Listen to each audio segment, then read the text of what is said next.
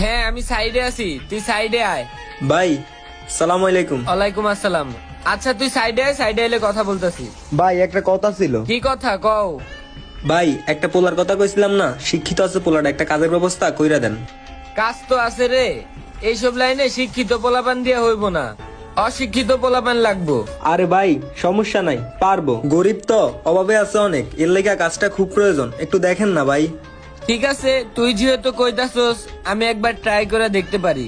আর ধরা খাইলে সেটা নয় আমি সারাই আনমুনি, সমস্যা নাই। কিন্তু জিনিসের ক্ষতিপূরণ কিন্তু অডি দিতে হইব। কিরে ভাই কি কইতাছে, পারবি তো? ভাই যে কোনো কাজ আমি পারমু, ছোট কাল থেকে কষ্ট করে রয়েছি তো আমি পারমু। আর অফিসের কাজ হইলে আরো পারমু, সমস্যা নেই। ভাবনা চিন্তা কইরা কইতাছস তো? হ ভাই বে কইতাছি। এই বেটা দেখছস হয় কি কয়, মনে হয় না কাজ কাম পারবো। হয় আমার কথাই বুঝে নাই, আরে নিয়ে যা।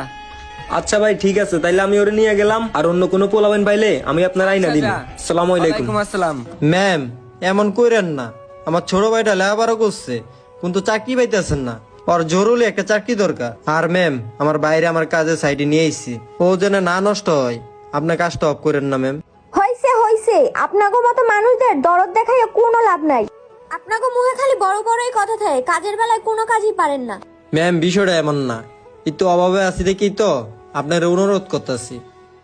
কাজটা আমি অফ করছি ঠিকই, কিন্তু কাজটা অন করার দায়িত্ব আমার কাছে না, ভাইয়াই পারে। যাই হোক, আপনি যেহেতু বলছেন ভাইয়ার সাথে কথা বলে দেখতে পারি এই বিষয়ে। এই চল।